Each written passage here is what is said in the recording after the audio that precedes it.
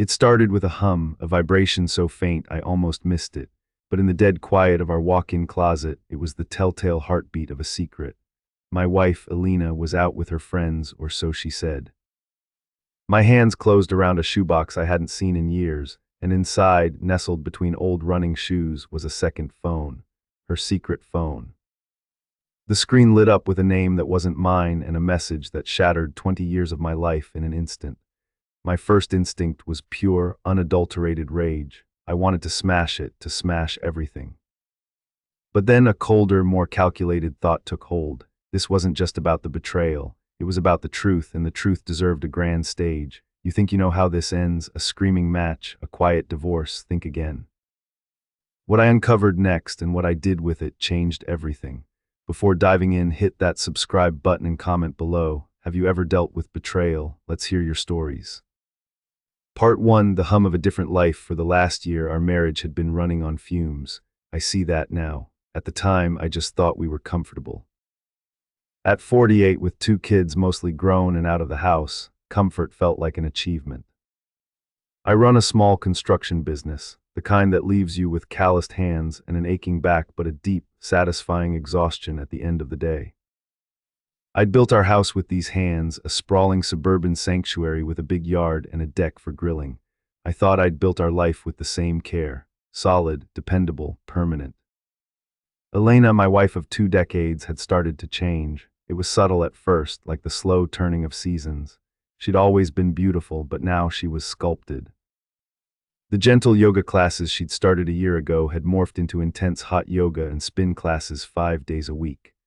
Her body, once soft and familiar, was now taut and toned, a temple for a goddess I no longer recognized. She bought new clothes, not the comfortable momwear she'd favored for years, but tight leggings and expensive athleisure wear that she wore even when she wasn't going to the gym. Then there was the phone, our phones. For 20 years, they'd been interchangeable household objects, left on the kitchen counter, used by whoever needed to look up a recipe or call our daughter at college. Now, her phone was an extension of her arm. It was always with her, screen down, buzzing with notifications she'd silence with a practiced flick of her thumb. "Who's that?" I'd ask, feigning casual interest as I flipped a steak on the grill. "Oh, just the girls from book club," she'd say, her smile just a little too bright. "We're trying to decide between wine or margaritas for Thursday. Book club." The book club that used to meet once a month was now a bi-weekly affair that often stretched late into the evening. I'd chuckle to myself, imagining a group of middle-aged women getting sloshed over the latest bestseller. There was an irony in it I appreciated. I'd work a 12-hour day managing a crew, dealing with demanding clients and supply chain nightmares, and she was debating the literary merits of some beach read over a pitcher of margaritas. Good for her, I thought. She deserved it. She'd put her career on hold to raise our kids, Emily and Ben. She'd earned a little fun, but the fun seemed to be creating a distance, a chasm that was growing wider each day. Our conversations became transactional. "Did you call the plumber about the leak? Ben needs money for his textbooks. Don't forget we have your parents for dinner on Sunday." The easy intimacy we once shared, the late-night talks and shared laughter, had been replaced by a polite, efficient partnership. We were great co-managers of our household, but we'd stopped being husband and wife. Sex had become a memory, a ghost that haunted our king-sized bed. When I'd try to initiate, she'd plead exhaustion or a headache. "I'm just so tired, Tom," she'd sigh, rolling over and presenting me with her rigid, unforgiving back. The rejection stung, a dull ache that settled deep in my chest. I'd lie there listening to her steady breathing and wonder what I was doing wrong. Was I not exciting enough? Was the scent of sawdust and sweat I brought home from work a turnoff? I tried. I bought her flowers, suggested weekend getaways she was always too busy for, complimented her new, toned physique. "You look amazing, Elle," I'd tell her, genuinely in awe. "Thanks," she'd reply, her eyes scanning her reflection, not mine. It felt like her transformation wasn't for me, it was for someone else, but that was a thought too dark to entertain. So I buried it, chalking it up to a midlife crisis for her or for me. We were just in a rut. All long-term couples go through it, right? We just needed to find our way back to each other. I was sure we would. I was a builder after all. I fixed things. I just needed to figure out what was broken. Part 2, the second phone, the discovery happened on a Tuesday. It was a day like any other, gray and drizzling, the kind that makes your bones ache. I'd come home early because a lumber delivery was delayed, leaving my crew with nothing to do. The house was empty. Alina was at yoga, followed by a scheduled lunch with her sister. The silence was absolute, broken only by the hum of the refrigerator. I needed to find the Phillips head screwdriver with the magnetic tip. I knew I had one somewhere, but it wasn't in the garage or the kitchen junk drawer. I vaguely remembered Alina borrowing it months ago for some project and stashing it in our walk-in closet. The closet was her domain, a meticulously organized space with color-coded sweaters and rows of shoes that would make a department store manager weep with envy. My side was a chaotic jumble of worn jeans, flannel shirts, and a couple of suits for the rare formal occasion. As I rummaged through a collection of old tool belts on the top shelf, my hand knocked over a shoebox. It was for a pair of running shoes she'd bought years ago and worn maybe twice. It felt oddly heavy. Curiosity got the better of me. I pulled it down. Inside, beneath the musty tissue paper and a pair of pristine Nikes, was a sleek black smartphone. A burner phone, the kind you see in spy movies. My heart hammered against my ribs, a frantic, trapped bird. It felt alien in my hand, cold and illicit, and then it hummed, a soft vibration, a pulse of life. The screen lit up. I didn't need a password. She'd been careless or arrogant. The home screen was a generic nature photo, no family pictures. There was only one notification on the screen, a text message from a contact named Mark. Mark, can't stop thinking about this morning. You're incredible, this morning. This morning she was at hot yoga. My breath hitched, my vision tunneled. The world narrowed to that glowing screen and the sickening betrayal it represented. With trembling fingers, I opened the message thread, and there it was. Months of it, an entire secret life laid bare in glowing text. It wasn't just sexting, it was intimate. It was an emotional affair playing out in real time. They talked about everything. Their days, their dreams, their frustrations. They talked about me, Alina. Tom just doesn't get it. He thinks as long as the bills are paid, everyone should be happy. It's like living with a provider, not a partner. Mark, he doesn't see you. I see you. You're a vibrant, passionate woman trapped in a gray world. My hands started to shake. Gray world, I built her a world of color and comfort. I worked until I was half dead to give her that world. The hypocrisy was breathtaking. She complained about me being a provider while she was out spending the money I earned on a new life with another man. I scrolled further, my stomach twisting into a painful knot. There were pictures. Selfies of her in her new gym clothes, looking flushed and alive. Pictures of him, a handsome, smirking guy in his late 30s with a man bun and the kind of curated spiritual tattoos that screamed, I found myself on a trip to Bali. There were pictures of them together, hiking on trails I'd never been on. Drinking coffee at cafes I'd never heard of. In every photo, Alina was radiant. She was smiling a smile I hadn't seen directed at me in years. The devastation was a physical force, a wave that knocked the air from my lungs. It wasn't just the sex, which their graphic messages left little doubt about. It was the intimacy. She had carved out a piece of her heart, her soul, and given it to this stranger.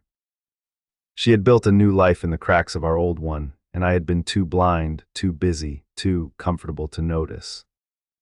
I sat there on the floor of our closet, surrounded by the artifacts of our shared life, holding the evidence of its destruction. The scent of her perfume, the one she'd started wearing recently, hung in the air, suddenly cloying and deceitful. The hum I'd heard wasn't just a phone. It was the sound of my world coming apart at the seams. Part 3, a ghost in my own home. I put the phone back in the box, placed it exactly where I'd found it, and walked out of the closet, closing the door behind me.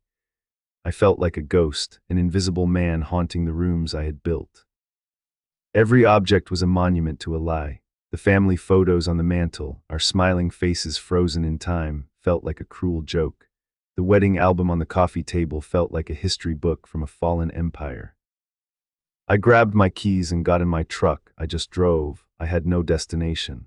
I ended up on the highway, the city receding in my rearview mirror as I pushed the speedometer past 80.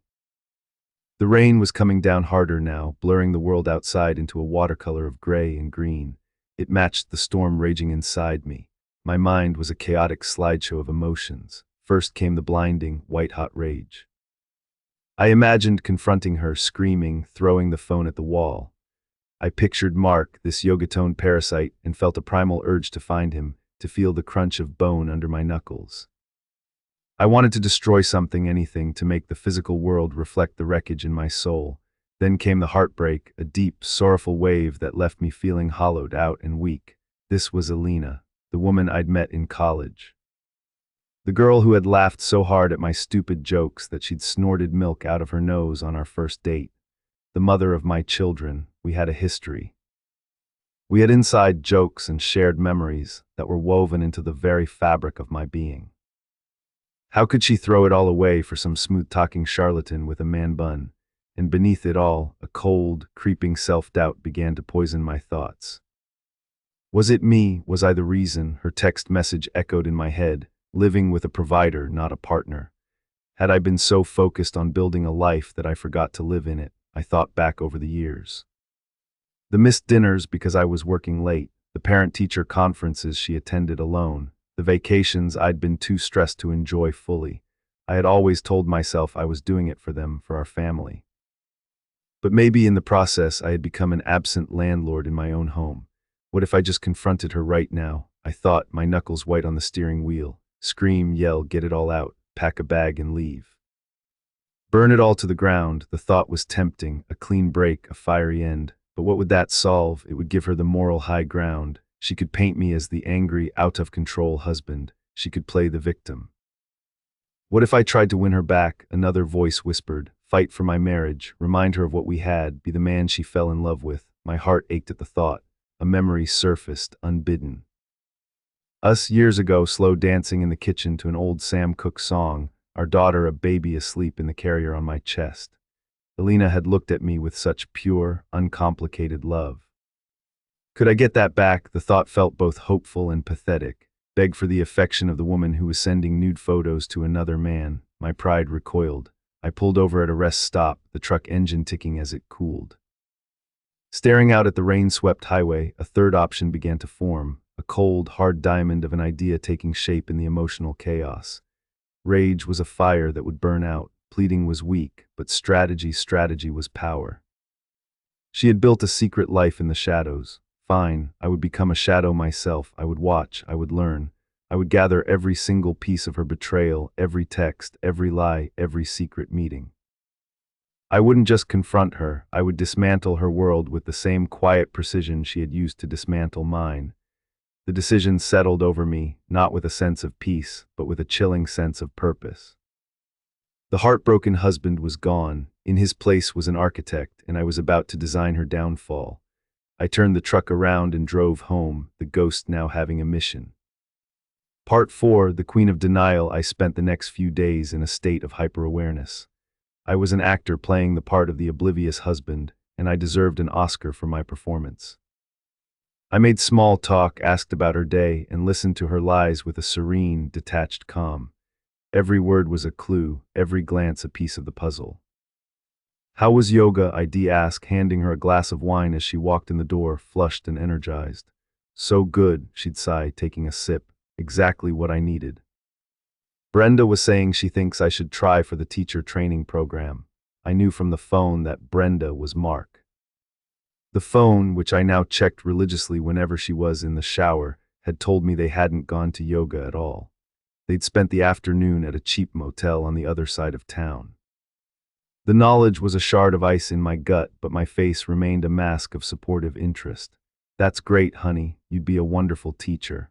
I decided to test the waters to see how she would react to a gentle probe.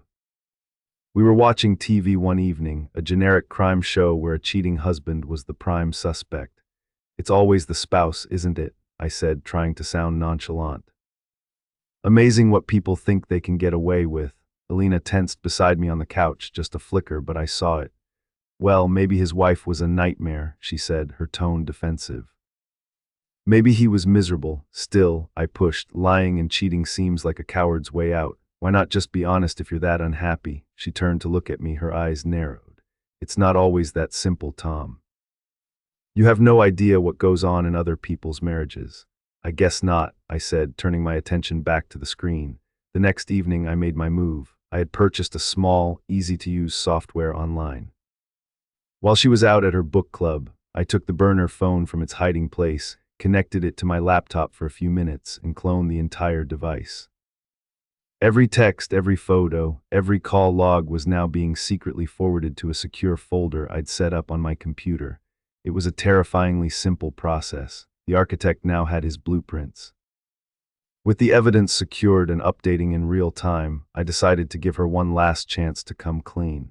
Maybe, just maybe, if she confessed, we could find a different path. I waited until we were getting ready for bed. The air was thick with unspoken things. I began, my voice quiet. Is everything okay with us? She was applying face cream at her vanity, her back to me. What do you mean, everything's fine? I don't know. You just seem distant lately, like you're somewhere else. She sighed, a long, exasperated sound. Tom, I'm just tired, I've been busy. Please don't start this. Start what? I'm just trying to talk to you, I said, my voice rising slightly. She finally turned around, her face a mask of annoyance. You're being paranoid. Is it because I'm getting in shape? Because I have a life outside of this house? I spent 20 years raising your kids, running your household. Forgive me for wanting to do something for myself for a change. The gaslighting was masterful. She twisted my genuine concern into an accusation, painting me as a controlling, insecure husband who couldn't handle her newfound independence. She was the empowered woman, I was the threatened man. It was a brilliant, infuriating performance. That's not it at all, I said, my resolve hardening into steel. I'm happy for you, I just miss my wife. Well, I'm right here, she said coldly, getting into bed and turning her back to me. And I'd like to get some sleep. I stood there for a long time, looking at the rigid line of her back. The last embers of hope for a confession, for the old Alina to reappear, died out. She wasn't just a cheater, she was a defiant one.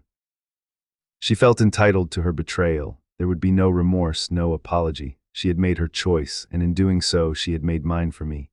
Part 5, the architect of the fall, my grief curdled into a cold, methodical anger.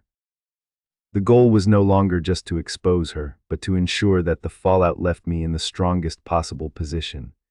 This was no longer just about my heart, it was about my house, my business, my future. The architect was now drawing up plans for a controlled demolition. My first call was to my younger sister, Sarah. Sarah was everything I wasn't, sharp, unsentimental, and a shark of a divorce lawyer in the city. I'd always been a little intimidated by her, but right now, her brand of brutal pragmatism was exactly what I needed. We met at a quiet bar halfway between our houses. I laid it all out, the suspicions, the phone, the gaslighting. I expected shock, maybe even pity. Instead, she just nodded slowly, a grim, knowing look on her face. I'm not surprised, Tom, she said after I finished, stirring her drink. I've been seeing it for a while. The way she looks right through you, I just didn't want to be the one to say it. Her validation was a small, bitter comfort. So what do I do, Sarah? You've already done the smartest thing possible, she said, her lawyer brain kicking into high gear.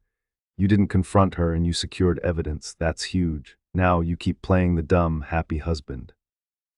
Don't change a thing, let her get comfortable, let her get sloppy, give her all the rope she needs to hang herself. We spent the next 2 hours mapping out a strategy. Sarah explained the legal ramifications. Our state was no fault, so the affair wouldn't necessarily change the division of assets, but it would annihilate her credibility. Any claim she might make about being a wronged, neglected wife would be obliterated by the mountain of evidence I was compiling. Document everything, Sarah instructed, her voice low and intense. Every late night, every excuse. Keep a log, cross-reference it with the data from the phone. We want a timeline so airtight she can't poke a single hole in it. Also, check your financials. See if she's been spending marital assets on him. That night I went through our credit card statements, and there it was, hundreds of dollars in charges I didn't recognize. A weekend at a boutique hotel in a nearby wine town, a weekend she'd supposedly spent at a yoga retreat, dinners at expensive restaurants, even a charge from a men's clothing store. The irony was acidic. She was using the money I earned to wine and dine her lover. The next phase of my plan was subtle. I became the perfect husband. I brought her flowers. I cooked her favorite meals. I listened intently as she recounted stories from her day, all the while knowing exactly where she'd really been. My kindness was a poison. It made her more confident in my ignorance, and as Sarah predicted, she got sloppier. She left the burner phone in her gym bag. She took calls from Mark in the other room, thinking I was engrossed in a football game. I heard snippets of their conversations, her voice soft and conspiratorial. Each lie was another brick in the wall I was building around her. There was a dark, thrilling satisfaction in it that I was almost ashamed to admit. It was like I had a secret superpower, the ability to see the truth behind the facade. I watched her move through our life, this stranger wearing my wife's face, and I felt a profound sense of power. She thought she was in control, but she was just a puppet, and I was quietly taking hold of all the strings. Part 6, an unexpected alliance. The plan was solid, but it was a lonely business. I was living a double life just like her, and the strain was immense. I couldn't confide in my friends. It felt too shameful, too raw. The only person who knew the whole truth was Sarah, and she lived an hour away. My daughter Emily was home from college for a weekend. At 20, she was sharp and perceptive, with her mother's looks and my pragmatic nature. I had tried to shield her from the tension in the house, but she wasn't a child anymore. We were in the garage, working on her car, changing the oil. It was a ritual we'd had since she was 16. "Dad," she said, her voice muffled from under the car, "is everything okay with you and Mom?" The question caught me off guard. "Yeah, of course. Why do you ask?" I tried to keep my voice steady. She slid out from under the car, wiping grease from her hands. She looked me straight in the eye. "Don't lie to me. The air in that house is so thick you could cut it with a knife. Mom is, I don't know, she's like a teenager. Giddy and secretive, and you look like you haven't slept in a month. You look sad." Her directness, her concern, it broke through my carefully constructed walls. I looked at my daughter, this smart, wonderful woman we had raised, and I couldn't lie to her. I owed her the truth, not the sordid details, but the essential fact of it. "Your mother and I are going through a difficult time," I said, my voice thick with emotion. Her expression softened with understanding. She didn't press for details, she just put her hand on my arm. "I'm sorry, Dad." "Is there anything I can do?" "Just be you," I said, managing a weak smile. "That's more than enough." That conversation created an unspoken alliance. She started noticing things too. She saw the way her mother's face lit up when a text came through. She overheard a hushed phone call. She didn't say anything to me directly, but I could feel her support, a silent acknowledgement that we were on the same side. It was a small thing, but it gave me an incredible amount of strength. I wasn't entirely alone in this. A few weeks later, I was reviewing the financials with Sarah when we found it. A significant cash withdrawal, $10,000. Made 3 weeks ago. I had no idea what it was for. It wasn't for the house, it wasn't for the kids. It was a black hole in our savings. I logged into the folder containing the mirrored phone data and started searching the texts around the date of the withdrawal. And there it was. "Mark, the down payment is going to be tough. My freelance work has been slow." "Alina, don't worry about it. I've got it covered. Consider it an investment in our future." He was grifting her. My wife, who thought she was having this grand, passionate romance with a soulmate who truly saw her, was bankrolling his life. This Mark character wasn't just an adulterer, he was a con artist. The final piece of the puzzle clicked into place. This wasn't a love story, it was a transaction, and Alina was paying the price in more ways than one. The rage returned, but this time it was laced with a strange, bitter pity for her.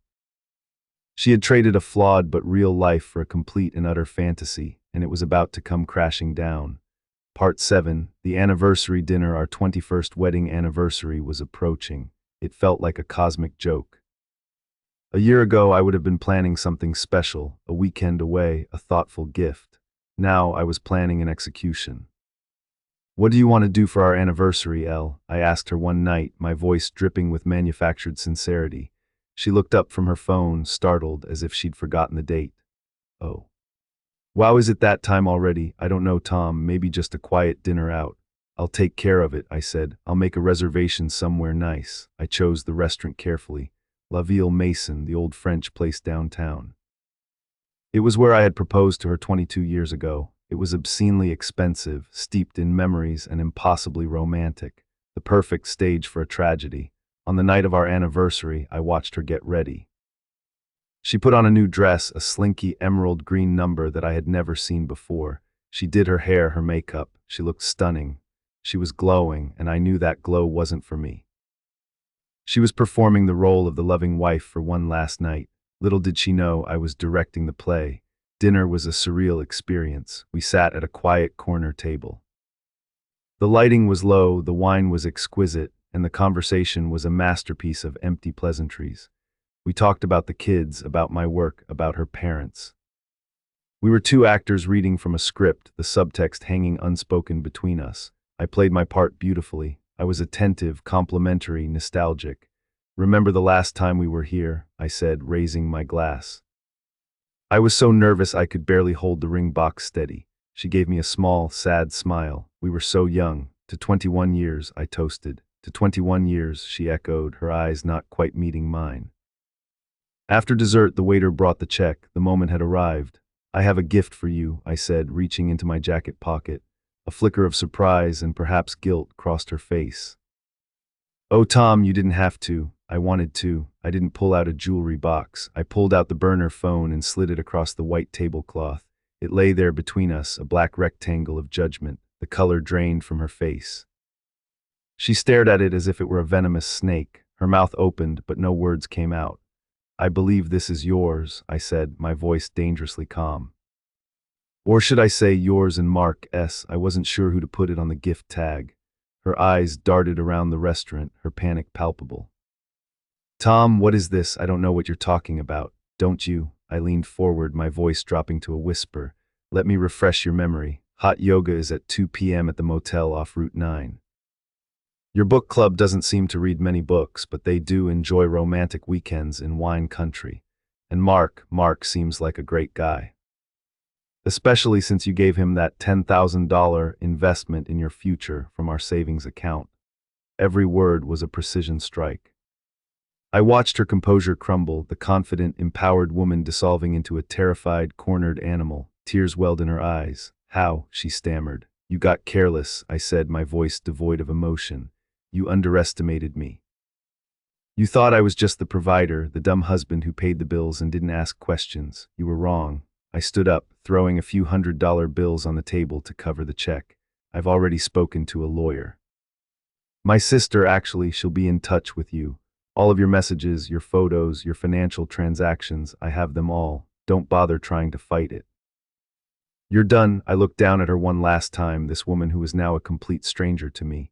There was no hatred left, there was no love. There was only a vast, empty space where our life used to be.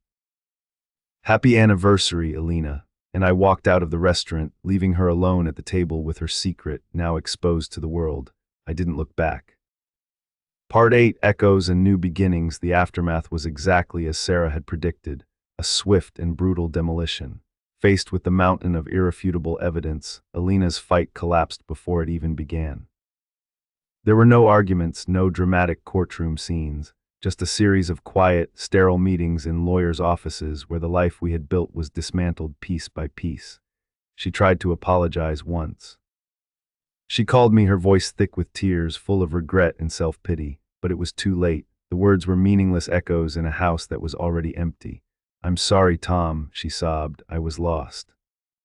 I didn't know what I was doing." "You knew exactly what you were doing, Alina," I replied, my voice flat. "You just didn't think you'd get caught. We sold the house, the monument to our shared history and recent lies." Splitting up 20 years of possessions was a strange, melancholy process. I didn't want most of it. I took my tools, my books, and the old photos of the kids when they were little. The rest was just stuff, tainted by the memory of her betrayal. As for Mark, their grand romance fizzled out almost immediately once the money dried up. Without my income to fund their fantasy life, the reality of a struggling freelance graphic designer with a man bun and a mountain of debt was far less appealing. Last I heard, he'd moved on to another lonely, wealthy suburban wife. Alina was left with nothing but the consequences of her choices. I didn't take pleasure in her misery, but I felt a quiet, grim satisfaction in the justice of it. I moved into a smaller apartment downtown, a place with big windows and a view of the city skyline. For the first few months, the quiet was deafening. I had spent 2 decades defining myself as a husband and a father. Without those roles, I felt untethered, but slowly, painfully, I began to rebuild. I started focusing on my business again, not just as a means to provide, but for the love of the craft. I took on more creative, challenging projects. I reconnected with old friends I had neglected. I started hiking on the weekends, exploring the same trails she had used for her illicit meetings, and reclaiming them for myself. One Saturday, Emily came over to help me paint the new apartment. We worked in comfortable silence for a while, the only sound the rhythmic roll of paint on the walls. "Are you happy, Dad?" she asked, not looking at me. I stopped painting and thought about it. The raw, gaping wound of the betrayal had started to scar over. It would always be a part of me, a reminder of my own blindness and of her deceit, but it no longer defined me. "I'm getting there," I said, and for the first time I realized it was the truth. I'm not the man I was a year ago. I think I'm becoming the man I was always supposed to be. I am no longer a ghost in my own home. I am the architect of a new life, one built on a foundation of hard-won truth and self-respect. It's a smaller life, a quieter one, but it is entirely my own. And for the first time in a very long time, it feels solid. It feels real. If this story hit home, like and subscribe for more gripping tales of love and betrayal. Drop your thoughts in the comments. Would you forgive or seek revenge? Your story, your perspective, it all matters here. Check out the next video popping up now for another twist-filled saga.